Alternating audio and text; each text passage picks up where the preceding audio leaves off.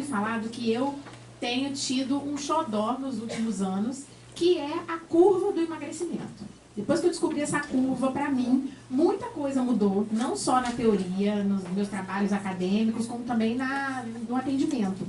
Então, eu queria mostrar essa curva para vocês e falar um pouquinho de cada fase do emagrecimento, né? Quem me segue aí sabe que eu falo disso, gosto de falar disso. E, na verdade, a gente não vai conseguir falar tudo, porque tem pouco tempo. Porém, eu vou dar uma introdução, pelo menos para aguçar a curiosidade de vocês, né? Para vocês saberem que isso existe. E até para mostrar também o meu ponto de vista, que pode ser diferente do seu. Mas eu acho que a gente precisa falar um pouco, né? Sobre diferentes pontos de vista quando se trata de perda de peso, tá? Porque quando a gente fala assim, obesidade, né? Não vamos nem, a gente fala muito de obesidade porque essa é a classificação dietoterápica que a doença recebe, né? Obesidade. Mas quando a gente fala de peso corporal elevado, a gente, se você for olhar o conceito, né, parece muito simples, né? E muita gente fala a famigerada frase, basta fechar a boca, não é isso? Isso me dá até um ciricutico, né? Porque a pessoa fala assim, emagrecer é muito fácil, você fica aí estudando formas de emagrecer, só fechar a boca. Como se fosse uma coisa muito simples, né? Eu até acredito que essa ideia venha desse conceito. Porque quando a gente pensa, né? Deixa eu ver se eu... Quando a gente pensa assim, por que alguém engorda? Porque armazena mais e gasta menos. Até aí, não tem novidade, né? Se você ler até a página 2, você vai achar que é só isso. Só que aí você tem que se perguntar o seguinte, por que isso acontece? Por que uma pessoa gasta menos e armazena mais? O que está acontecendo no organismo dessa pessoa? Né? O que influencia? Esses slides, esses primeiros slides, quem assiste palestra minha vai ver que eu mostro ele em todas as palestras. Porque, para mim, essa é a melhor introdução, né? Porque quando a gente fala de ganho de peso, de obesidade, a gente tem que pensar nisso tudo. Então, assim, hoje a gente sabe que tem um monte de coisa que interfere no ganho de peso. A gente tem os fatores genéticos, a professora Fernanda, né, citou muito bem a questão da obesidade monogênica, poligênica, sindrômica, não sindrômica. Hoje a gente sabe que a genética ela pode interferir em até 40% dos casos de obesidade, o que é muito. Quando eu aprendi lá em 1995, né, é ruim que o pessoal fica sabendo a nossa idade, né? Lá na graduação, eu aprendi que assim, obesidade só interfere em 5% de obesidade. E a minha professora de graduação ainda dizia assim, os outros 95% dos casos é falta de vergonha na cara. Ela falava isso, gente, juro por Deus. E eu sou ex-obesa.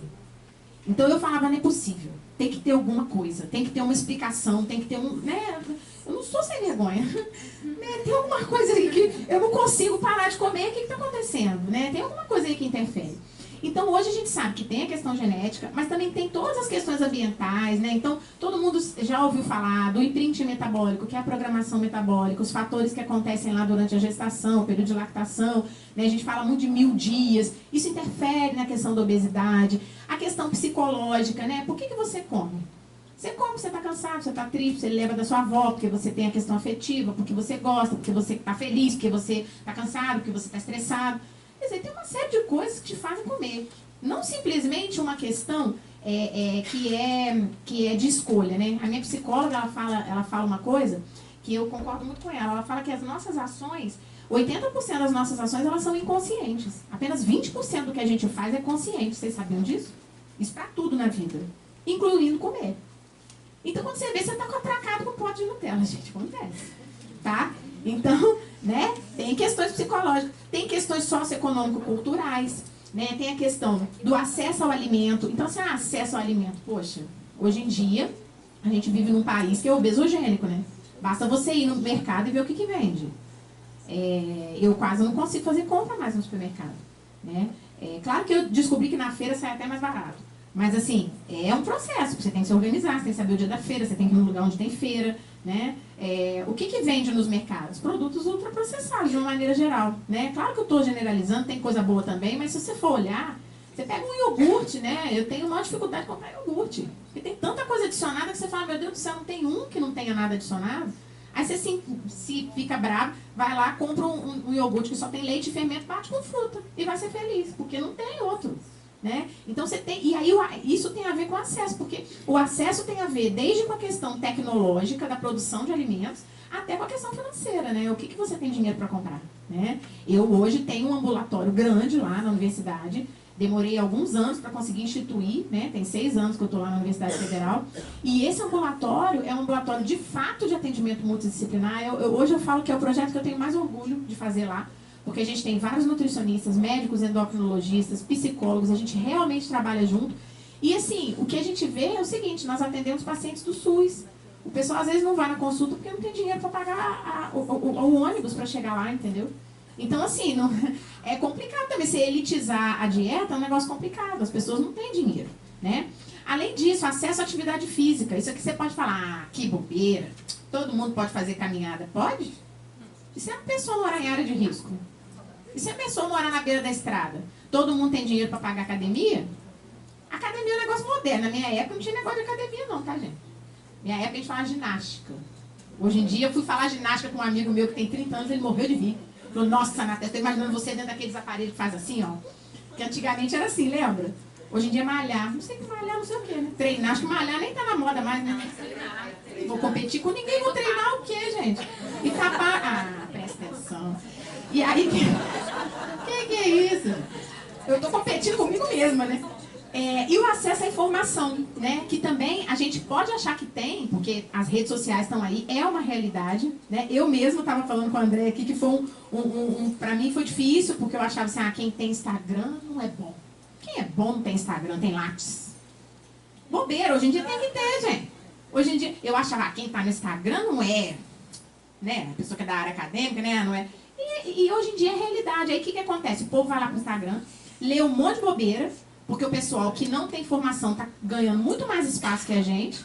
Se a gente não entrar, nós estamos ferrados. Porque como é que a gente vai passar informação de qualidade? E a informação é muito louca, né? O povo entra, o leigo, imagina o leigo. Ele faz uma confusão danada na cabeça dele. Se a gente faz, imagina o leigo, né? E aí eles falam assim, cada pessoa fala uma coisa. Não estou aguentando mais isso. Porque é verdade, né? E aí o que acontece? Além disso tudo... Eu tenho a questão da termogênese, então assim, como é que estão as minhas mitocôndrias, quanto de massa magra eu tenho, eu estou conseguindo fazer biogênese mitocondrial sim ou não. Hoje em dia existe um novo conceito que não basta fazer biogênese, eu tenho que fazer biogênese, mas essas mitocôndrias têm que ser viáveis, porque parece que não apenas fazer mitocôndrias é o suficiente, tá? Então como fazer essa biogênese? E mais, toda a questão fisiológica, que é o que eu dediquei a maior parte da minha vida estudando, né? Que é a questão das enzimas, dos hormônios, dos receptores, que controlam fome e saciedade, que controlam o metabolismo, que controlam a lipogênese e por aí vai. E isso aqui que também é importante, que às vezes a gente acha assim, não tem que calcular. Tem sim. Caloria, macro, micronutrientes, mas na verdade é tudo isso aqui. Quando a gente olha tudo isso aqui, a gente fala assim, caramba, tudo isso interfere no meu ganho de peso. Na minha homeostase, ou no meu set point de peso corporal, que é o peso que o meu organismo tende a ficar.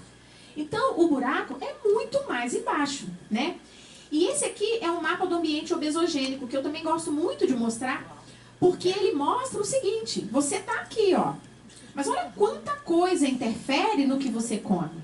Desde a produção do alimento, o consumo, né, na população que você está inserida, a questão das influências sociais, né? Você é o único diferentão que não toma Coca-Cola, não é isso? A diferentona que não come pão francês todo dia com manteiga, né? E por aí vai. A questão psicológica que a gente já falou, a atividade física depende da atividade ambiental, né? O pessoal que estuda ambiente obesogênico fala do ambiente construído, que é um conceito onde você passa a ter menos locais disponíveis para fazer atividade física. Então, onde era uma praça, por exemplo, virou um prédio. Não é só isso não, é mais complexo, mas assim, é só um exemplo para vocês entenderem como é complexo, né? Quanta coisa que interfere no que a gente come. Não é simplesmente o que a gente quer. E aí, o que acontece é o seguinte, o que eu vejo hoje, até porque é um mercado rentável, é muita dieta, muito protocolo, muita coisa para emagrecer, né? E as pessoas falam, ah, isso aqui emagrece, toma isso que é bom. Eu tô num grupo de mães, misericórdia, gente. Tem tudo quanto é tipo de mãe que vocês podem imaginar no WhatsApp. É cada coisa que aparece. Aí tem uma mãe lá vendendo um complexo emagrecedor, mega pau, aí tem aí eu fui olhar, uma quantidade de coisa misturada, termogênico saindo pelo ladrão, eu falei, a pessoa vai ter uma parada cardíaca. Uma pessoa que não sabe o que tem, tomar esse negócio, tem sinefrina, tem cafeína, tudo misturado, capsaicina, né? E isso a gente vê o tempo todo. O que mais eu vejo é paciente chegar dizendo que comprou alguma coisa que foi divulgado no programa da Ana Maria Braga. A pessoa compra, paga de não sei quantas vezes, a pessoa ganha salário mínimo, vai ser atendida por mim. Chegar lá não pode comprar o que eu preciso, porque ela está pagando o que ela comprou, que ela viu na televisão. Então, assim, é uma área que dá muito dinheiro. E aí, o que acontece? As pessoas emagrecem? Emagrecem, gente. Emagrecer, você emagrece com tudo. Com tudo, tá? Com a dieta mais escalafobética possível. O negócio é você manter o peso. Por isso que hoje, os artigos científicos de emagrecimento, eu só respeito se tiver um segmento de pelo menos 1 ano com o paciente. Porque menos do que isso, ele vai ver efeito sanfona, é muito fácil.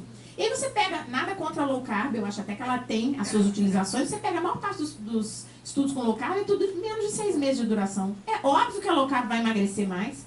Tira o carboidrato da pessoa. Óbvio. Agora eu quero ver o depois, né? Então, isso aqui é uma coisa muito importante. Hoje já se sabe que todo mundo que emagrece, todo mundo, tem um reganho de peso de 10 a 35% do peso perdido. A gente fica torcendo para ser 10%. E aí, nessa minha busca, né, eu estudo obesidade há 18 anos, nessa minha busca eu vi esse gráfico, né? E aí eu achei ele muito legal, porque assim, isso aqui foram os pesquisadores brasileiros que plotaram. Na verdade, eles simplesmente pegaram dados da literatura e plotaram isso no gráfico. E faz todo sentido quando a gente pensa no processo de emagrecimento. Eles chamaram de curva parabólica da perda de peso, que é o quê?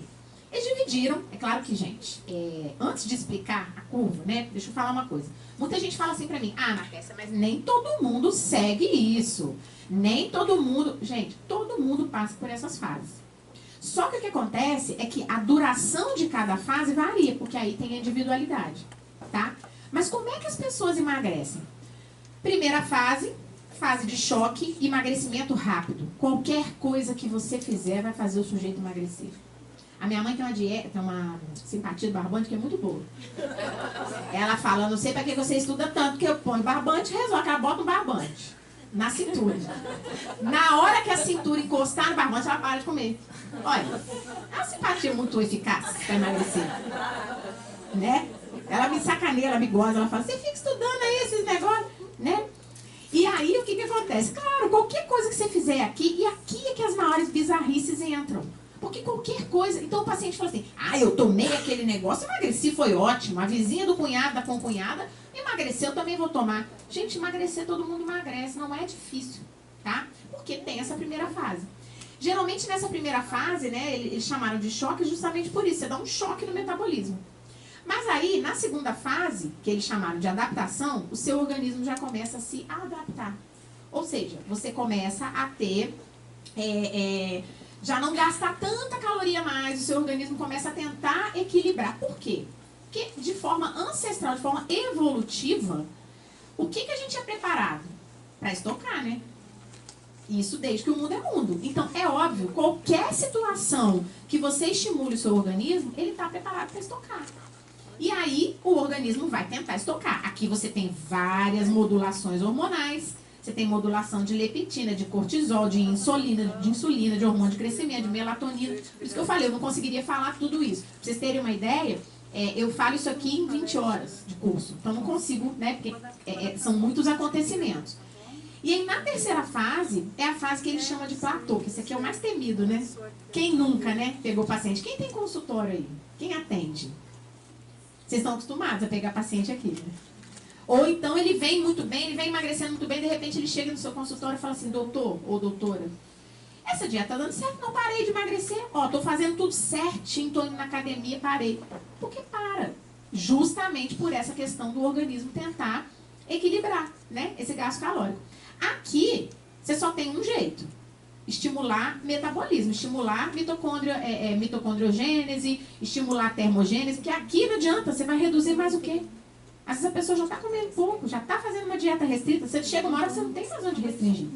E aí, já pegando o gancho que eu estou falando disso, né, já me sabotando, já falando no final, uma coisa que eu vejo, assim, que às vezes o pessoal vai pegar o paciente e aí quer fazer tudo de uma vez só. Precisa emagrecer, eu vou tratar seu intestino, eu vou modular sua serotonina, eu vou aumentar sua mitocondriogênese, eu vou... Depois você vai fazer o quê, criatura, com aquela pessoa? Você já fez tudo, você já gastou todo o seu arsenal, né? Então pensa nisso. Não vamos usar todas as cartas que a gente tem na manga de uma única vez. Até porque o organismo ele precisa de estímulos diferentes. Então você usa um estímulo, parou de fazer efeito, você entra com outro. Parou de fazer efeito, você entra com outro. Isso é uma forma de você manter o emagrecimento, né? E por isso que eu gosto desse gráfico. Porque ele mostra pra mim o seguinte, eu posso fazer uma coisa de cada vez, eu não preciso fazer tudo junto. Ah, Natécia, mas eu quero fazer tudo junto. Você é trouxa, pode fazer. O paciente vai parar de emagrecer, você não vai ter mais o que fazer com ele. A menos que seja uma simpatia, tá? Então, todas as pessoas passam por todas essas fases, gente. Ninguém escapa disso. Então não vem dizer, ah, não, eu não passei. A pessoa, de repente, não percebeu que passou pela fase, ou passou muito rápido, né? E não viu, e de repente, quando viu, já tinha parado de emagrecer. Todo mundo passa. O que muda, e aí sim, claro que é a individualidade, né? E por isso que eu não gosto da palavra protocolo, porque parece que você está colocando todo mundo no mesmo balde, né? Eu até falo protocolo para poder ensinar, para as pessoas entenderem. Mas é um protocolo extremamente variável, porque cada um vai ter uma duração dessa fase. E aí o bom nutricionista vai saber avaliar isso. Então, o protocolo seria que, aí é uma sugestão que eu dou, e a gente está fazendo isso já há um tempo no nosso grupo de pesquisa. Se Deus quiser, a gente vai conseguir publicar, porque isso leva tempo. Então, a gente já está há 3 anos aplicando isso. Né? Então você não publica assim da noite para o dia, infelizmente, né? Até porque humanos, as pessoas começam e desistem, né? Então a nossa amostra vai ficando cada vez menor. Mas a ideia é você pegar o paciente e fazer ele passar por cada uma dessas fases. E eu ainda acrescentei a fase 4, que seria, que não tem naquele gráfico. O que é a fase 4, gente? A manutenção, né? Não parece lógico? Não adianta você fazer a pessoa emagrecer e tchau, beijo, não me liga. Não. O paciente tem que continuar com você, tá? Eu sou das antigas e eu continuo falando paciente, viu? Não gosto da palavra cliente, porque fica uma coisa mais mercadológica, nada contra, mas eu prefiro paciente. Agora, o paciente também pode ter uma outra visão, pode parecer que ele está parado, ele não faz nada. Nesse sentido, a palavra paciente não é boa, né? Porque ele também tem que ter uma ação aí nessa história.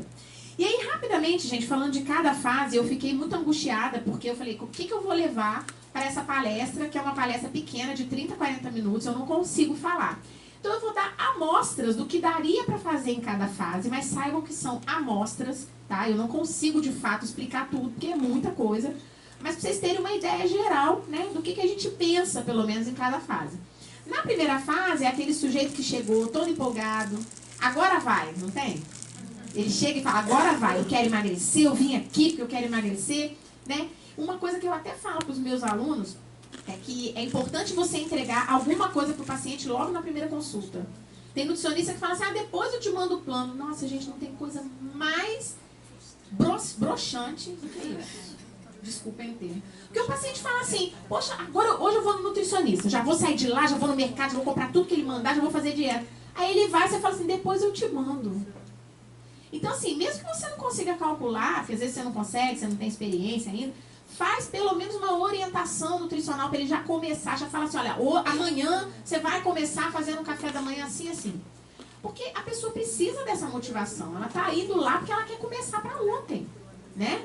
Então, geralmente esse é o paciente da primeira fase. Aqui, o que a gente prioriza é modulação de hormônio tiroidiano. Por quê? Porque todo processo de emagrecimento faz com que os hormônios tiroidianos caiam, tá? Isso é natural, isso é fisiológico, isso inclusive faz parte do processo de adaptação. Porque o T3, que é o hormônio tiroidiano mais ativo, né?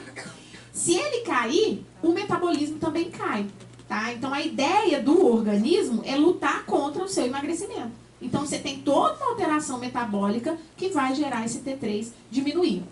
É claro que aqui eu coloquei a média de perda de peso, porque é o que eles falam no artigo. Não concordo com isso, tá? Porque isso aqui, novamente, não dá pra falar em média. Toda média é burra, né? Então, cada pessoa, tem gente que perde muito peso nessa fase, tem gente que não perde nada, tem gente que perde pouco. Isso aqui é muito variável, tá?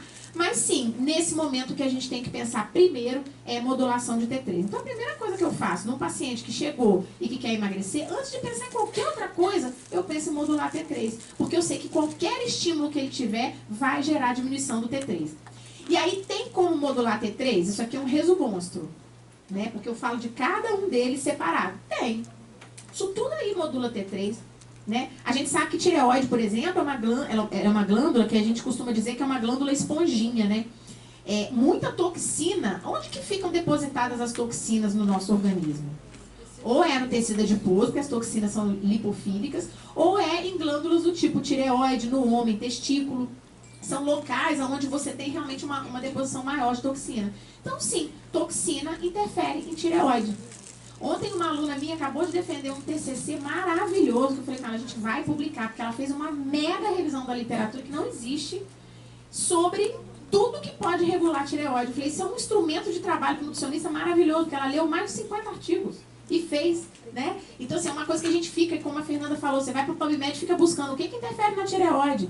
Então, a ideia é a gente publicar e ter um texto falando sobre isso. Então, com certeza, as primeiras toxinas, bisfenol, isso já está comprovado. Tá? Eu coloquei aqui só o que está comprovado mesmo na literatura. Então, bisfenol, né? Os potinhos de plástico. A primeira coisa que eu falo para o paciente, olha, evita tomar café no copo de plástico. É até bom para a natureza também, né? Não só para você. Evita os potinhos de plástico. Prefira usar mais vidro. Evite o papel alumínio, né? Evite as ervas irradiadas. Evite o que tem agrotóxico. Então, assim, é toda uma mudança, até mesmo a qualidade da água. Que filtro você tem na sua casa? Não adianta só filtrar sujidades, ela tem que filtrar também metais pesados. Tudo isso a gente fala com o paciente. É claro que tomando-se o cuidado de ver a condição socioeconômica do paciente, tá, gente? Eu não chego e mando ele comprar um filtro de 10 mil reais, que é aquele maravilhoso que a gente sabe, não. Eu falo assim, então pelo menos compra um filtro de barro. Que pelo menos vai filtrar um pouco mais, tá? E o filtro de barro ele tem condição de comprar, tá? De preferência com 2 velas, né?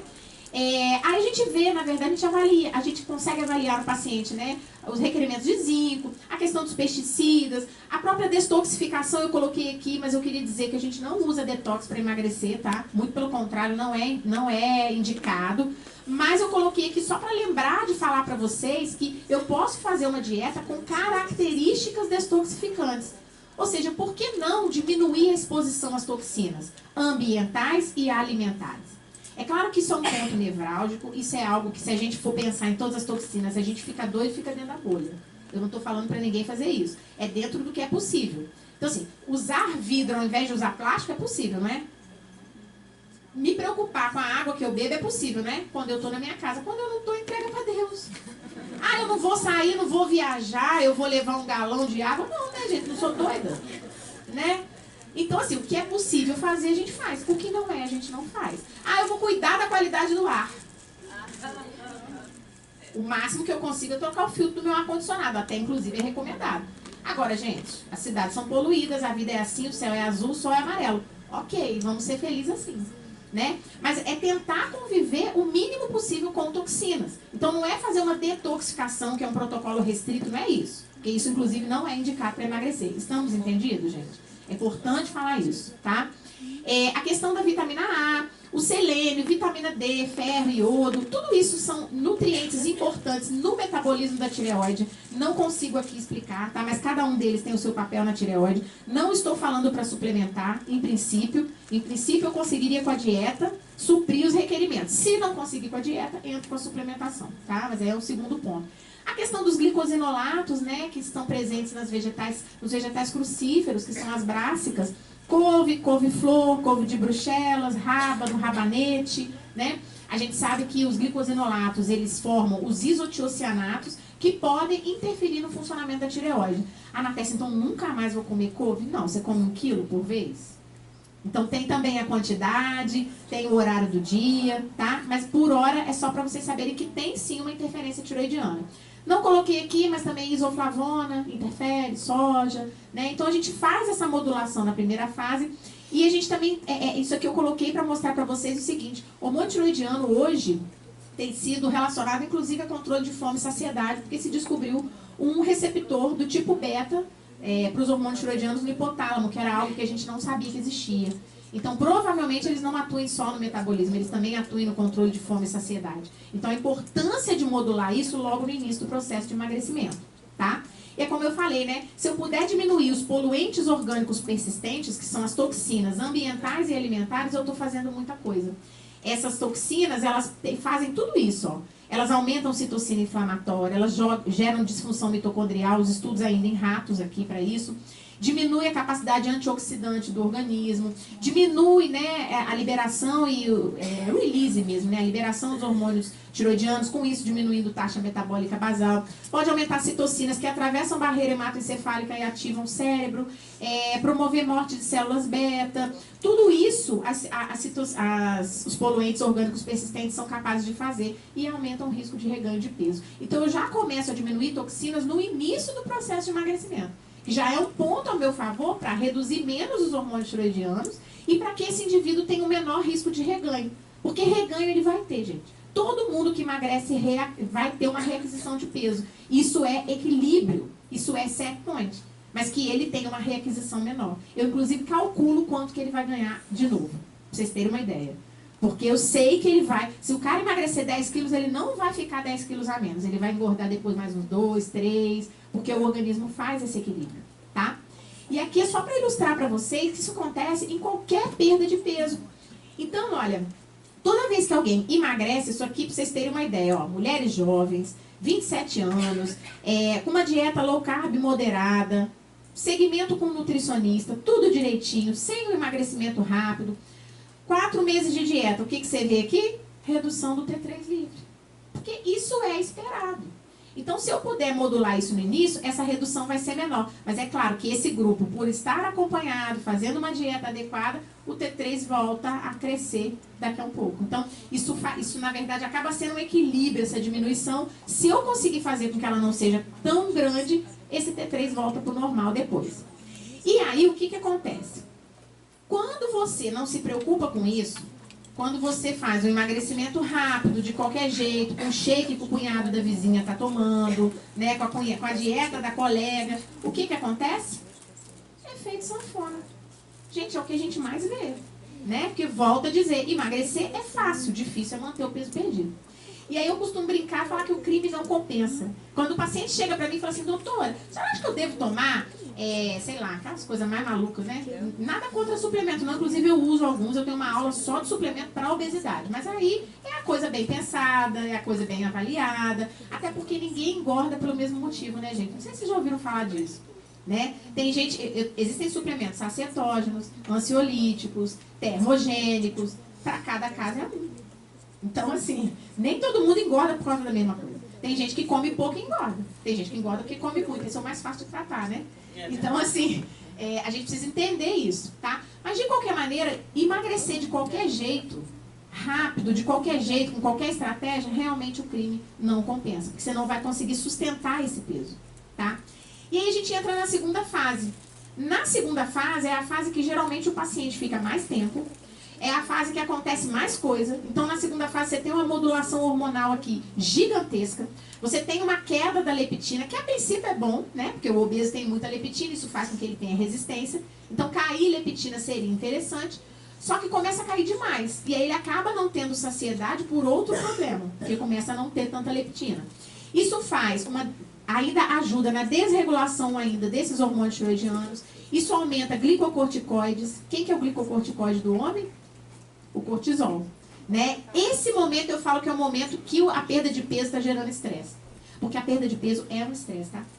O perder peso, o seu tecido adiposo entende como uma agressão. E ele reage. Então, todo mundo que perde peso tem um momento de cortisol. Só que se eu já souber disso, eu modulo o cortisol. Então, isso é algo que eu também tenho que pensar, tá? Eu tenho toda uma desregulação, né, do tônus de sistema nervoso simpático e parasimpático, e eu acabo geralmente reduzindo esteroides sexuais. Isso mesmo se essa perda de peso estiver sendo feita de uma forma muito bem pensada, acompanhada pelo nutricionista, isso ainda vai acontecer. Mas se eu sei que isso acontece, eu tenho como modular. E aí, assim, como eu falei pra vocês, eu não conseguiria falar de todas as modulações. Pincelei uma que a gente não pode deixar. Cortisol, né? Muitas vezes o paciente já vem com cortisol alto, né? Como a Fernanda falou, né? Quem nunca, né? Quem não tem cortisol alto, né? A gente é estressado mesmo, né? E, gente, isso é tão certo, que assim, eu vejo isso comigo. Recentemente eu perdi 3 quilos. Uhul! Né? E aí perdi 3 quilos, fiquei toda feliz. O que eu fiz? Nada diferente. Só que eu dei uma desestressada. Eu tava com um monte de convite para palestrar, um monte de lugar para falar, um monte de lugar. Eu falei, não, chega. Não aguento mais ficar viajando, eu vou enlouquecer. né? Quem tem filho pequeno sabe como é que é. Não dá pra você... Falei, não, agora eu vou filtrar onde eu vou. Chega de aceitar tudo quanto é convite, ficar doida viajando, não conseguir ficar em casa no final de semana, isso não é vida. E aí, simplesmente de desestressar, simplesmente de poder ter alguns finais de semana em casa, eu emagreci. Olha que lindo. Provavelmente por quê? Porque o cortisol diminuiu. Às vezes a gente vive tão estressado, isso sim gera ganho de peso, né? E aí aqui só para mostrar para vocês, olha, que o nosso cortisol, assim como quase todos os nossos hormônios, ele é produzido primeiro na forma de zimógeno, que são os hormônios, os pré-hormônios, né, que é a cadeia maior, que é o hormônio inativo. E esse hormônio inativo sofre a ação de uma enzima que converte no hormônio ativo. No caso do cortisol, a enzima que faz isso é a 11-beta-hidroxisteroide desidrogenase do tipo 1. O que modula positivamente essa enzima? Obesidade, citocinas inflamatórias, insulina, leptina, mais cortisol, ácidos graxos saturados. Ou seja, uma dieta rica em ácido graxo saturado, uma pessoa estressada, uma pessoa que já está obesa, ela vai cada vez mais fazer mais cortisol. É um mecanismo de retroalimentação. E uma pessoa que perde peso necessariamente diminui a ação dessa enzima, ou seja, ela diminui cortisol. Olha que lindo. E uma coisa que eu costumo dizer é que às vezes a pessoa não precisa nem perder todo o peso. Ela começa a perder peso e você já vê os benefícios até de diminuir a inflamação, né? Benefícios metabólicos reais, incluindo diminuição do cortisol, tá? O que reduz cortisol? Aí fiquei pensando, tem tanta coisa que reduz cortisol. Vou falar a mais legal, né? O chocolate. Esse estudo não vai dar tempo de a gente mostrar, ela já me disse que faltam 10 minutos, e eu sou louca, coloquei um monte de coisa na palestra. Mas esse estudo é muito legal, vou deixar para vocês. Ele mostra um chocolate rico em compostos fenólicos, né? Ele tem um grupo que consome esse chocolate rico em compostos fenólicos e o outro, o chocolate sem compostos fenólicos, que é qual, gente? É o que não é amargo. O que tem compostos fenólicos é acima de 70% de cacau. E, gente, por favor, que o primeiro ingrediente não seja açúcar, né? Que às vezes tá lá, chocolate amargo, você olha no rótulo, o primeiro ingrediente é açúcar. Socorro, né? Então, assim, é um chocolate amargo de boa qualidade, que tem polifenóis, né? E aí, o que acontece? Esse chocolate, olha, reduzindo significativamente o cortisol. Vocês duvidam? Gente, chocolate dá uma onda, né? Você compra... Não tem como diminuir cortisol, tá? Brincadeira, existem vários mecanismos de ação, não apenas te relaxar. Mas é uma coisa interessante. Então, para alguns pacientes, a gente coloca assim, tem até a gente fala de 40 gramas de chocolate acima de 70% de cacau, porque tem um estudo que fala em 40 gramas, tá? Que é um tabletinho que nem é tão pequeno, e o paciente fica feliz que ele pode comer o chocolate, diminui a vontade de comer doce, você está dando triptofano para ele, então você ajuda a modular a serotonina, e você também está tentando modular o cortisol. Não adianta fazer restrições absurdas. Porque o emagrecimento, como eu falei para vocês, ele gera um estresse orgânico. Se você faz restrições absurdas, o que acontece? Cortisol aumenta, porque o seu corpo entende que é um estresse, que ele está sendo submetido. Serotonina diminui, porque o cortisol aumentado, eu não coloquei aqui, mas o cortisol aumentado, ele gera degradação de triptofano. E aí, ao gerar degradação de triptofano, você diminui o substrato para fazer serotonina. Então, as duas coisas andam juntas. Cortisol alto, serotonina baixa, tá? Não tem jeito. Isso faz um desequilíbrio no sistema dopaminérgico, que é o que faz a regulação da nossa fome hedônica, que é aquela vontade de comer, né? E faz com que você fique triste, com depressão, e acaba buscando prazer na comida. Isso acaba virando um círculo vicioso, tá? Então, não adianta fazer dietas extremamente restritas, porque não vai dar certo. Então, fechar a boca... engorda. Porque a pessoa pode até conseguir, e geralmente o desespero faz isso, né? A pessoa fala assim, não, agora vai. Hoje eu vou entrar no jejum, mas faz o jejum tudo errado, né? O intermitente não, faz da cabeça dela. Não vou comer nada. Gente, é aquela pessoa que começa de manhã sem comer, na hora do almoço não come nada, de noite quer comer o mundo. Não tem? Porque a pessoa não consegue. Então, assim, até para um indivíduo conseguir seguir o seu planejamento, você tem que dar... subsídio para ele. Você tem que fazer uma modulação de saciedade, uma modulação de serotonina, uma modulação do cortisol. A pessoa não consegue fazer dieta sozinha, né? Eu peço licença a vocês, eu estou falando dieta, eu sei que essa palavra hoje é controversa, mas eu continuo falando dieta, porque dieta é uma palavra que vem do latim, que significa o que você come ao longo de um dia. Então, pela origem da palavra, não estou falando nada demais, eu estou falando o que a pessoa come num dia. Dieta não necessariamente é para emagrecer. É porque agora virou moda falar que se falar dieta é pior, né? Eu não sei falar outra coisa não, gente. Só sei falar dieta, tá? Aqui alguns exemplos só para mostrar para vocês, não é para copiar, tá, gente? É só para mostrar para vocês que a gente tem várias formas de modular cortisol. Não é apenas o chocolate, você tem abacate, você tem canela, você tem um monte de coisa que você pode colocar na dieta, o curry, e você tem suplementação. Precisa, para prescrever suplemento, que eu acho que fitoterápico para modular cortisol é o que há de melhor, você precisa ter a licença, não é isso, Fernando? Para prescrever fitoterapia, tá? Eu estou aqui fazendo pós-graduação, tenho prova hoje, estou preocupado, porque acho que não vai dar tempo de eu fazer minha prova, vou tomar pau. Porém, estou fazendo. A gente precisa fazer a pós, né, de fitoterapia, a gente precisa ter, de fato, como é que chama? O registro, né? Para conseguir prescrever. Mas... prova de especialista, não é isso? Então. E aí, o que acontece? Isso aqui a gente pode, eu adoro rodiola rosa, por exemplo, né, rodiola rosa, mas até fitoterápico você tem que saber prescrever, porque o fitoterápico, ele também não é de uso agudo, né, você não pode ficar usando toda a vida. E aí outra coisa que a gente tem que fazer também na segunda fase, é modular a insulina, tá? Eu acho que isso aqui é sempre, tem gente até que fala assim, para emagrecer eu vou começar diminuindo carboidrato, porque claro, você diminui carboidrato, você modula insulina, você emagrece. Por quê? Insulina aumenta a deposição de lipídio e diminui a lipólise. Isso é mecanismo de ação de insulina. O que modula insulina? Aí foi outra coisa. Eu falei, gente, se eu levar tudo que modula insulina, é outra palestra, né? O que a gente leva é o carboidrato, não é isso? Mas, gente, lipídio modula insulina. Inflamação modula insulina. E aí eu queria falar o diferente. Eu falei, eu não vou falar de carboidrato, porque eles já sabem.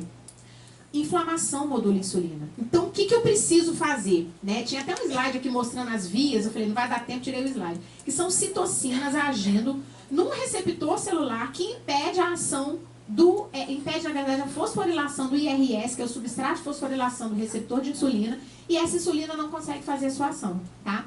E aí, o que acontece? Eu preciso reduzir a inflamação. O que eu tenho para reduzir a inflamação?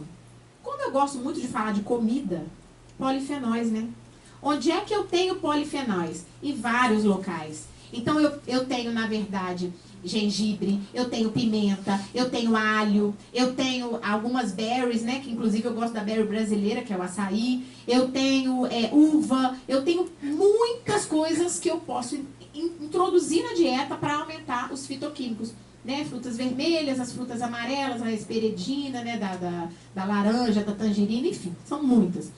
Só uma coisa, para eu ter fitoquímico tem que ser orgânico, tá? Porque o agrotóxico, o defensivo agrícola, ele faz com que a planta não produza fitoquímico, porque o fitoquímico é um mecanismo de defesa da planta. Então não adianta você achar, eu tô comendo fruta, verdura pra caramba, eu tenho vários fitoquímicos. Se não for orgânico, não tem ou tem pouco.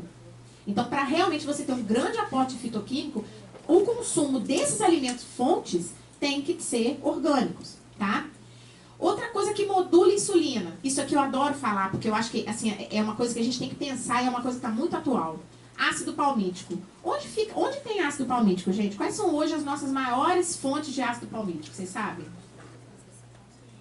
Ultraprocessados, tá?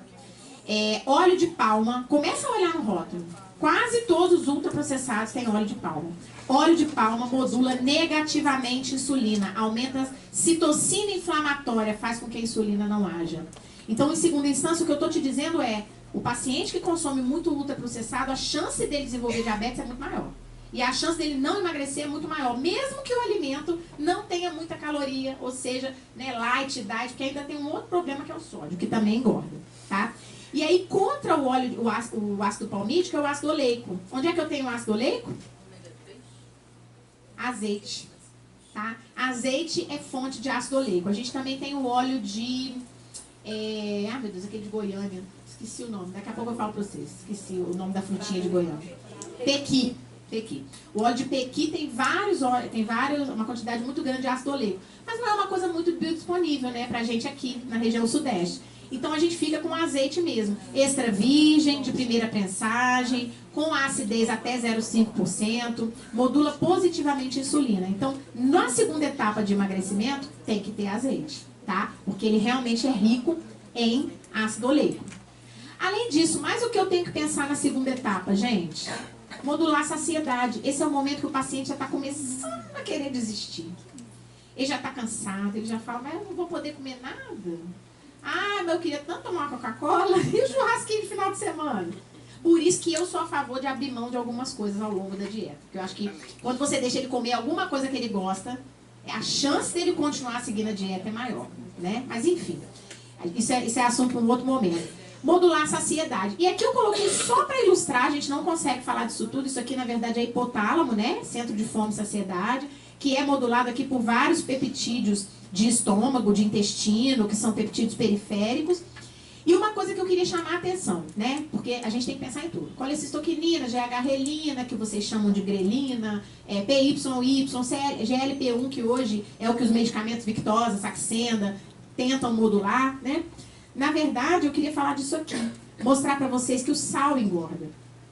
Então, aqui esse estudo ele fala isso, ó, rapidamente é o seguinte. Eles deram 3 dias de uma dieta normal, depois 7 dias de uma dieta que eles chamaram de baixo sódio, que é 3 gramas por dia, e depois 7 dias de uma dieta com alto sódio, que eles disseram que é 18 gramas por dia. Então, aqui, dieta, sal normal, pouco sal, muito sal. Tudo com diferença significativa. O que é isso aqui? Concentração de GH-relina. O que a GH-relina faz? Aumenta a fome. Então, o que eu estou querendo te dizer é o seguinte, se você come muito sal, ou se a sua dieta tem muito sódio, a chance de você ter mais fome é maior. E aí você acaba burlando a dieta porque a sua fome aumenta, tá? Então, na segunda fase, eu também tenho que modular a saciedade pensando nisso. O sal é uma das coisas. Aí adianta a pessoa ficar comendo light diet, porque eu leigo assim, né? Ele fala, agora eu tô abafando, agora lá em casa tudo diet. Mas esses diets, às vezes, têm mais sódio do que normal. Exatamente. Então, não vale a pena. Justamente por isso, porque eles têm muito sódio. E o leigo chega achando que tá abafando, porque ele tá comprando light diet. Né? Então, realmente não faz sentido. Eu só tenho 1 minuto, eu tô nervosa, eu vou sair correndo. Enfim, mas a gente finalizando. E aí, a gente chega na terceira fase, que é a fase que eu falei pra vocês, que é a fase mais complicada, que é a fase de platô. O que fazer aqui? Olha, eu vou dizer pra vocês o seguinte, pela experiência que eu tenho, dificilmente aqui você tem o que reduzir. O paciente já tá comendo uma caloria baixa, você já restringiu, você já não tem mais o que fazer. A saída aqui é realmente estimular o metabolismo, tá?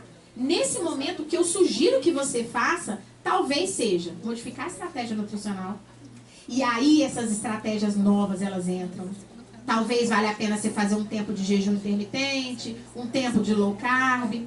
Mas se você começou lá no início fazendo isso, aqui você já não sabe mais o que fazer. Porque já não é novidade mais para aquele organismo, tá? Eu coloco sempre esse artigo, que esse artigo, ele, na verdade, ele compara, né? O grupo amarelinho fez jejum intermitente e o grupo azulzinho fez restrição calórica contínua, que é o comer de 3 em 3 horas. É que eles mostram o gráfico, olha, de emagrecimento e manutenção. Todo mundo foi igual. O jejum é superior para emagrecer, gente? Não é. Os artigos mostram que não é. Só que pode ser uma estratégia nova. Pode ser algo que seu organismo entenda como um novo choque. E aí ele volte a emagrecer. Então, estratégias novas são muito bem-vindas nessa terceira fase. Além disso, melhorar mitocôndria, né, gente? Fazer biogênese mitocondrial. Hoje a gente sabe que é possível transformar tecido adiposo branco em tecido adiposo bege. Não é possível fazer tecido adiposo marrom, tá? Mas o bege é possível.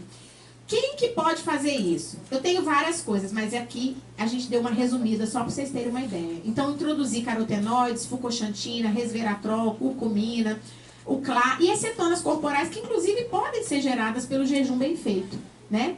E aí você pode gerar tecido adiposo bege. Ou seja, por que bege? Por que marrom? Porque a mitocôndria é marrom no microscópio, tá, gente? Por isso a coloração bege, marrom. Quanto mais mitocôndria tem, mais escuro vai ser esse tecido adiposo, tá? E aqui, só para chamar a atenção de vocês, o seguinte, não adianta fazer novas mitocôndrias. Essas mitocôndrias, elas têm que ser viáveis. Esse estudo é super recente e ele mostra cafeína melhorando não apenas a biogênese aqui, como também aumentando isso aqui, a quantidade de tecido adiposo bege, bem nessa região aqui da clavícula do indivíduo, tá? Fizeram estudo de imagem em humanos e mostraram que, de fato, cafeína faz isso. O que essa pessoa fazia? Tomava uma xícara de café, com uma concentração de cafeína parecendo aquelas cafeínas de cápsula, a mesma concentração daquelas cápsulas.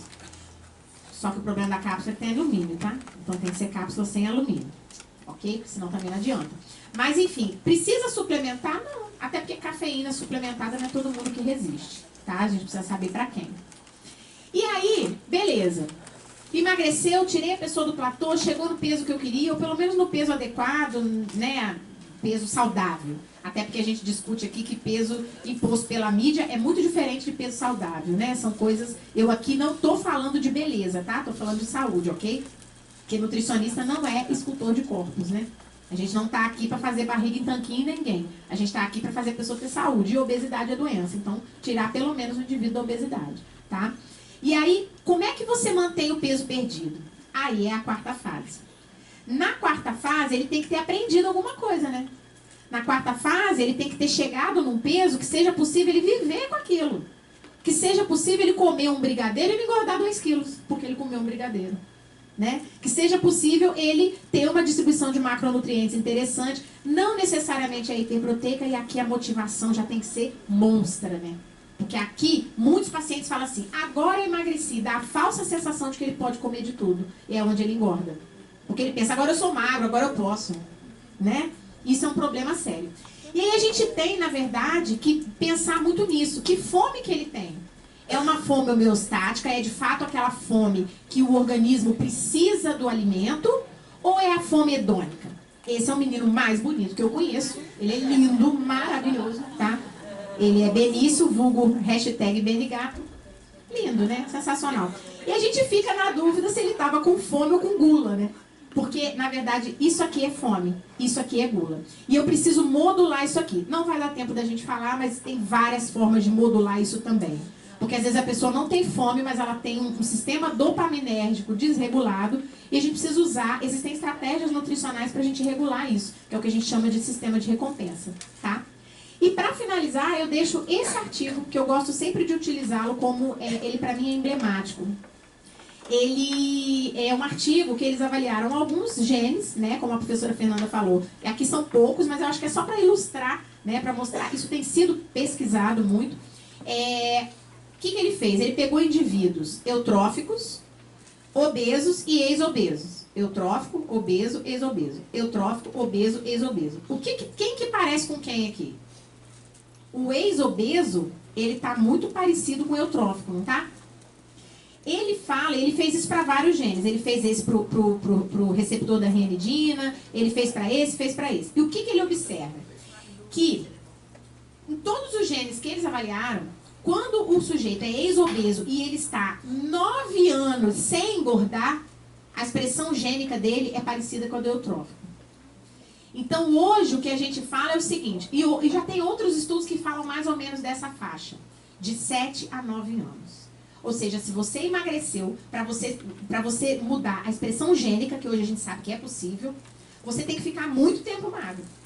Então, não adianta emagrecer, engordar, emagrecer, engordar, emagrecer, engordar, porque você não vai fazer modificação gênica. É uma pessoa que vai ter uma predisposição para sempre. E a gente sabe que predisposição a engordar é um negócio complicado, a pessoa tem mesmo, né? E ela tem que se cuidar.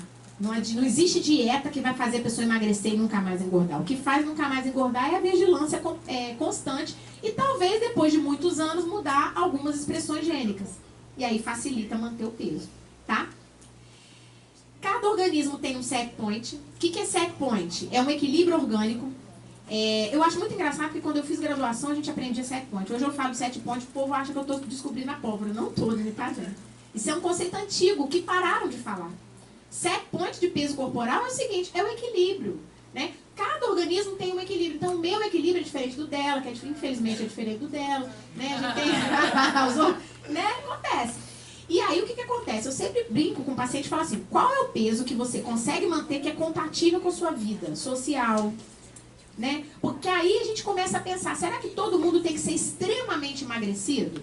Qual vai ser o sacrifício que a pessoa vai ter que fazer para ser extremamente emagrecida? Então, assim, hoje em dia já se discute até se o sobrepeso de fato é um problema. A gente não sabe. A obesidade é. Então, a minha meta é tirar esse indivíduo pelo menos da obesidade, tá? Infelizmente, a gente pode nadar, mas nunca contra a maré, né? Eu, como ex-obesa, filha de uma mãe extremamente magra e miss, sei o que eu tô dizendo, né? Tive que fazer muita terapia para resolver isso. Eu era uma adolescente obesa e minha mãe linda, maravilhosa. E não puxei, infelizmente, não tenho essa carga genética, né? Então, acho até que por isso não tenho certeza, por isso que eu fui fazer nutrição, por isso que eu fui estudar obesidade, porque isso sempre foi uma constante na minha vida. E é o que eu tô falando pra vocês. Nem uma coisa, nem outra, né, gente? Então, assim, a gente aqui tá falando de perda de peso com saúde. A gente não tá falando de padrão de beleza, a gente não tá falando de maluquice, né? Eu fico um pouco assustada quando eu vejo na nutrição algumas pessoas preconizando isso, ou então preconizando isso aqui. Porque isso aqui também não é saúde. Isso aqui o indivíduo está inflamado e ele precisa de ajuda. Não é que eu vou chegar para ele e falar, você tem que emagrecer. Né? Eu acho que muitos profissionais de saúde não têm nenhum acolhimento, às vezes, que deveria ter. Existe muita gordofobia. A gente vê isso. Gente, eu vejo isso de alunos. Tem aluno que não pode ficar no meu projeto, porque eles não tratam bem os obesos. Eles têm preconceito. E a gente detecta isso e fala, vem cá, filhinho, senta aqui. Deixa eu te explicar. A pessoa não está assim, não é porque ela quer, não.